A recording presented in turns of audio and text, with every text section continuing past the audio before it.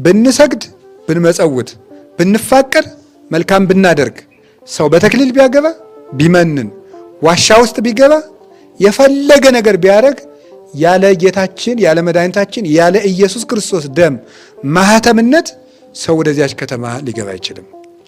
የቆረቡ ሰዎች ግን የመንግስተ ሰማያት ጋራንቲ አላቸው፣ ዋስትና አላቸው። መንግስተ ሰማያት ለመግባታችን ክርስቲያኖች እርግጠኞች ነን። እርግጠኞች የምንሆነው ጥሩ ሰዎች ስለሆንን አይደለም፣ ቅዱስ ሥጋውን ክቡር ደሙን ስለምንቀበል ነው። ቅዱስ ሥጋውን ክቡር ደሙን ስለምንቀበል ግን እናንተ ቆርባችሁ የለ አለ ዲያቆኑ፣ ግቡ እናንተ። እንግዲህ የሚከለክላችሁ ማን ነው? ተዘከረን ብላችሁ አልነበረም? ቅድም ብላችኋል። ታዲያስ ፈያታዊ ዘየማን ተዘከረን ብሎ አስቀድሶ ምንድን ነው ያደረገ? ፈያታዊ ዘየማን እኮ ሲያስቀድስ ነው አለ። ክርስቶስ እኮ እየቀደሰ ነው በዕለተ ዓርብ የዋለው። የክርስቶስ እኮ የዕለተ ዓርብ ውሎ ቅዳሴ ነው። ፈያታዊ ዘየማን አቤቱ በመንግስት አስበኝ አለ።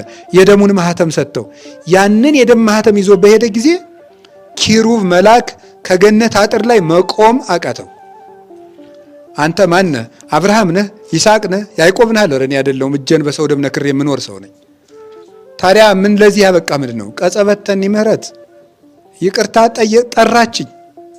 ጌታዬን በመስቀል ላይ አየሁት፣ አቤቱ በመንግስት አሰበኝ አልኩት፣ እንደምታየው የደሙን ማህተም ሰጠኝ አለ። አዳምን ቀድሞት ገባ። በጌታችን በኢየሱስ ክርስቶስ ደም የነጹ ሁሉ መንግስተ ሰማያት ሊገቡ ይቻላቸዋል፣ እርግጠኛም እንሆናለን። ለዚህ ነው ወብነ ሞገስ ሶበነበው ውስተ ምሥዋዕሁ ለእግዚአብሔር በደሙ ለእግዚእነ ኢየሱስ ክርስቶስ። ቅዱስ ጳውሎስ ዕብራውያን መልእክቱ ላይ ሲናገር በጌታችን በመድኃኒታችን በኢየሱስ ክርስቶስ ደም ወደ እግዚአብሔር መንበር ስንገባ ባለሟልነት አለን፣ ድፍረት አለን ይላል አማርኛው መጽሐፍ ቅዱስ ሞገስ ያለውን ሲተረጉም። ወደ ጌታችን ወደ እግዚአብሔር መንበር በጌታችን በመድኃኒታችን በኢየሱስ ክርስቶስ ደም ስንገባ ሞገስ ባለሟልነት አለን። የክርስቶስን ደም የተቀበሉ ሁሉ ነጫጭ ልብስ የለበሱ ናቸው።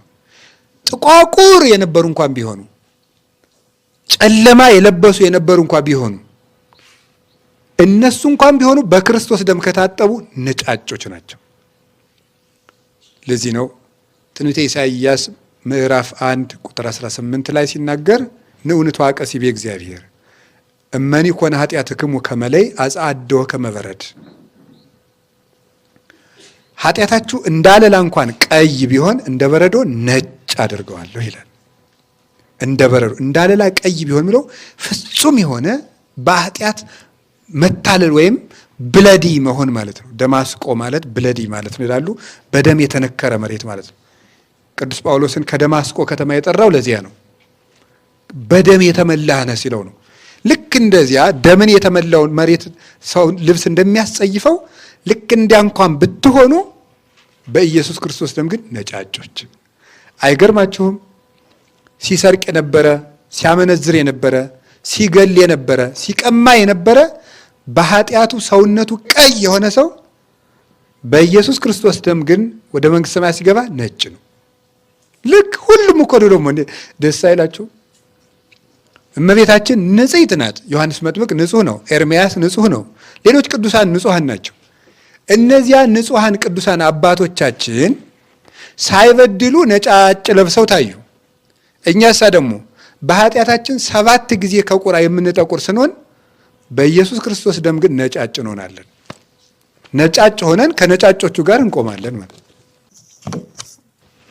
በአጭሩ እዚያ ውስጥ ነጭ የለበሰ ጥቁር የለበሰ አረንጓዴ የለበሰ የለም። ሁሉም ምን የለበሱ ናቸው? ነጫጭ የለበሱ ሆኑ። አቤት!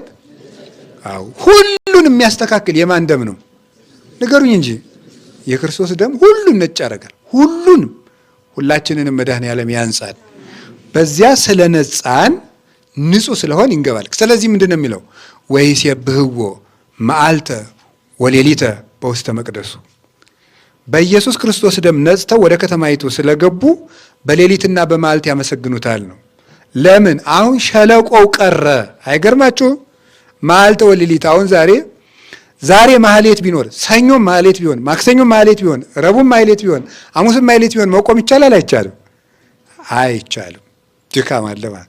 የዚያን ጊዜ ግን ወይሴብሕዎ መዓልተ ወሌሊት ሙሉ ሆኑ ማለት ነው። ድካምን ያስቀርልናል መድኃኔዓለም መንግስተ ሰማያት ውስጥ። ርዳአንን ትቀነ ይለከ ዜና ለድካም ወሐኬት በኩል ጊዜ በኩል ሰዓት ሊጦኑ ላይ እንዲህ እያሉ አባቶች ቢጨንቅ ይጸልዩልን። በመዓልትና በሌሊት ያለ ድካም እናገለግለት ዘንድ እርዳን እየተባለ ኪዳን ላይ በሊጦን ይለምኑልናል። አሁን ብንጠነክር ማታ ተኝታንን፣ ማታ ብንጠነክር ቀን እንተኛለን። እዚያ ውስጥ ግን ድካም ይቀራል። ለምን? በበጉ ደም የዘላለም ጽናትን ገንዘብ አድርገዋልና ይላል። ከዚያስ ወየሐድር ቦሙ ውእቱ ዘይነብር ዲበ መንበሩ፣ በመንበሩ ላይ ያለውም